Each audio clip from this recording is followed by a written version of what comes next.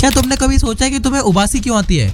और मेरे साथ तो अलग ही सीन है। कोई और उबासी ले रहा हो ना और मैं उसे देख लूं तो पता नहीं मेरे अंदर क्या खाज है, मैं भी उबासी लेने लग जाता हूँ। देखो इसके पीछे एक छोटी सी साइंस है। क्या होता है ना, हमारा ब्रेन जो होता है वो 24 घंटे एकदम मजदूरों की तरह घिस रहा होता है भाई, बहुत काम करता है भाई हमारा दिमाग, उसको रेस्ट भी तो देना होता है ना।